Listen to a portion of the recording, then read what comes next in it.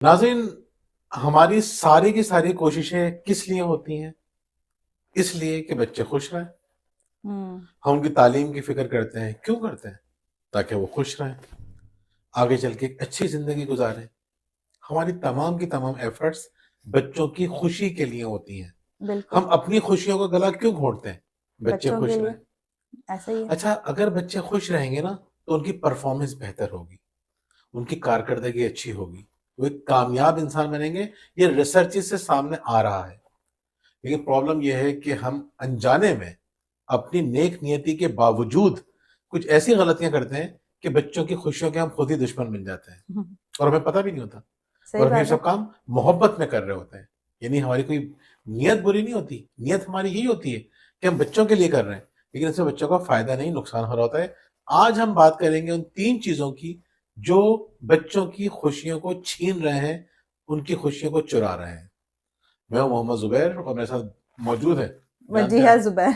नाम तो सुना होगा। तो भजिया आपको बताएंगी सबसे पहले कि वो कौन सी पहली बात है जो बच्चों की खुशियों को खत्म कर देती है या उनसे छीन लेती है, उसको कम कर देती है। जी भजिया। बिल्कुल, तो आज हम ऐसी आपको 3 बातें बता रहे हैं।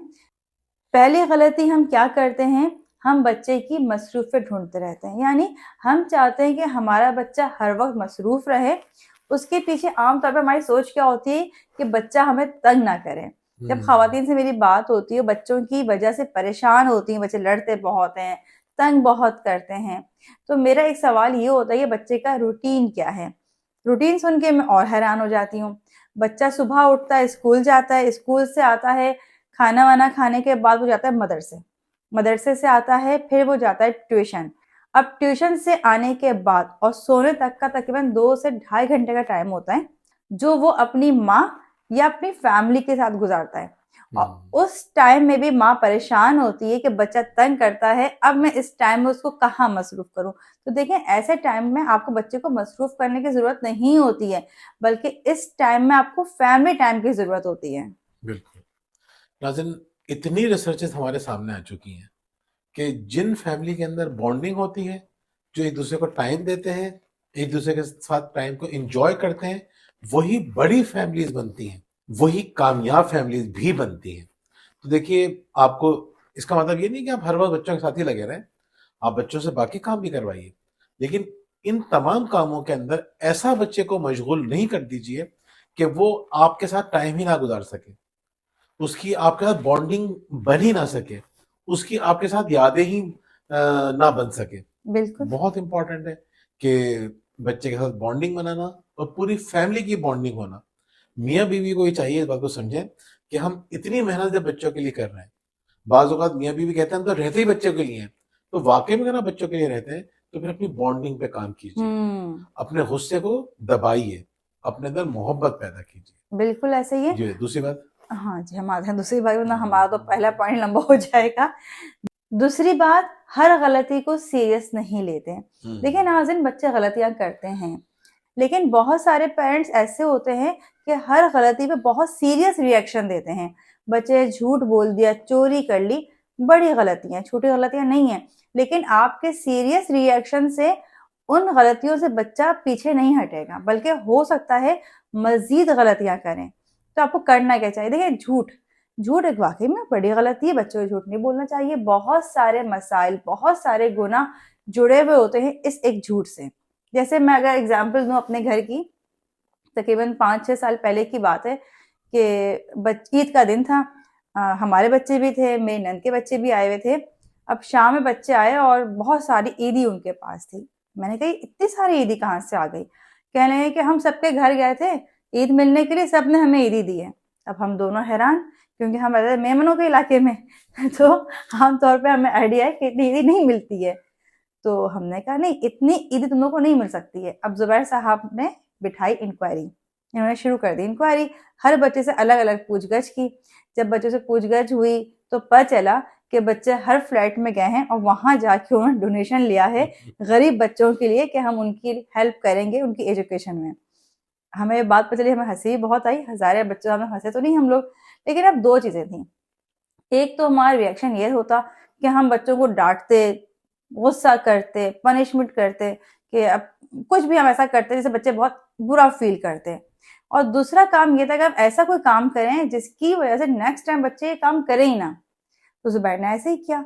जुबैर ने कहा अब ये पैसे लेके वापस जाओ, जिस जितना डोनेशन लिया है सबको वापस करके आओ। तो पहले तो बच्चे थोड़ा घबराए, परेशान हुए, नहीं पापा हम ये नहीं कर सकते। जुबैर ने कहा यही करना है। फिर बच्चे गए और सबके घर जाके वो पैसे वापस करके आए। देखिए, एक तो ये हुआ कि इनको अंदाजा हुआ कि गलती करने के बाद अगर मान ली जाए तो इतना बड़ा नुकसान नहीं होता।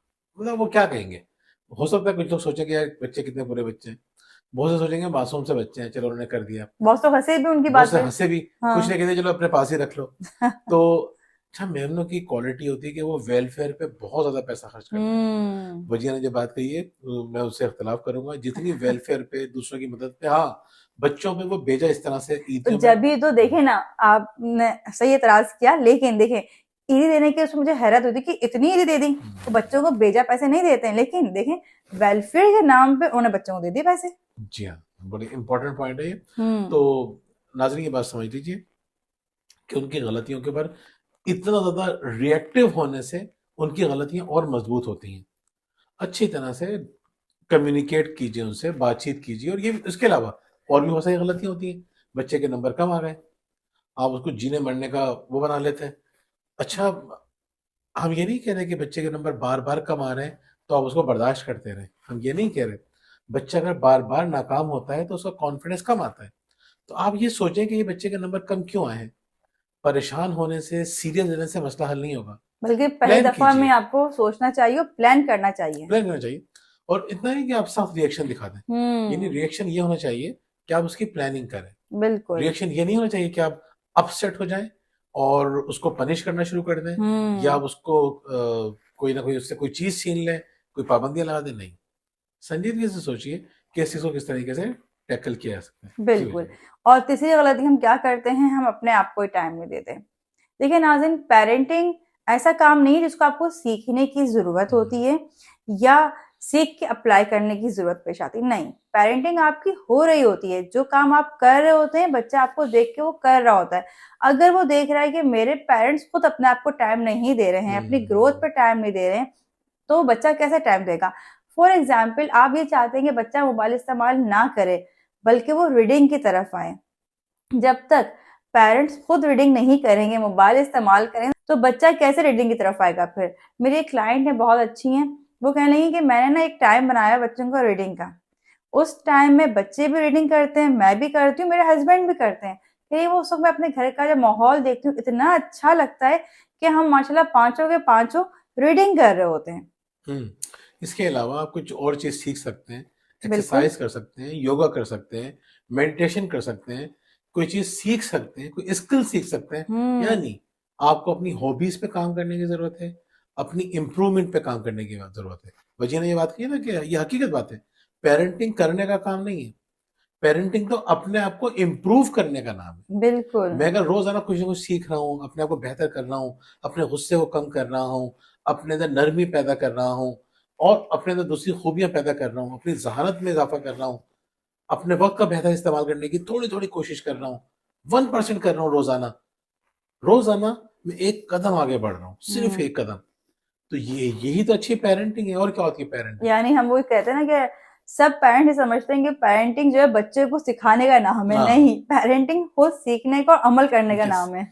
और यानी एक अच्छा इंसान बनने का नाम है। पेरेंटिंग ये नाम है, बिल्कुल। अपने आप को बेहतर करने का नाम है। यानी बेहतर करने का मतलब क्या है, रूहानी तौर पे बेहतर करें, अपने आप को जिस्मानी तौर पे बेहतर करें, अपने आप को जहनी तौर पे यानी जज्बाती तौर पे अपने आप को मजबूत करें। यही सिंपल सा। और इतना परेशान होने की जरूरत नहीं है पेरेंटिंग के लिए कि आप सोचते रहे कि यार बहुत मुश्किल काम है। कोई मुश्किल काम नहीं है। अगर आप हमसे पूछें कि पेरेंटिंग क्या होती है, तो मैं आपको सिंपल सा यही कहूंगा कि अपने आप को इम्प्रूव करने का नाम है। रोजाना थोड़ा सा, 1%, 0.1%, तो वहां नहीं खड़े हो जहां कल थे, वहीं खड़े ना हो। और थोड़ा आगे मोमिन, बढ़ जाए। हाँ, और मोमिन से भी ये रिक्वायर किया जाता है। क्या रिक्वायरमेंट है एक मोमिन की, कि उसके 2 दिन एक जैसे नहीं है, हर आने वाले दिन वो पहले दिन से बेहतर हो जाता है। ये तो रिक्वायरमेंट है। खैर, तो अगर आप चाहते हैं कि आपका बच्चा खुश रहे, ये 3 आसान से काम है। और ये 3 आसान से काम ना सिर्फ उसको खुश करेंगे, उसकी पर्सनैलिटी भी बेहतर करेंगे, उसकी कामयाबी के दरवाजे भी खोल देंगे। बिल्कुल नाजरीन, हमें उम्मीद है कि आज की वीडियो से आपने सीखा होगा कि बच्चों को आप किस तरह खुश रख सकते हैं। इसके अलावा अगर आप हमारी किताब हल करना चाहते हैं तो हमारे दिए गए नंबर पर रब्ता कर सकते हैं।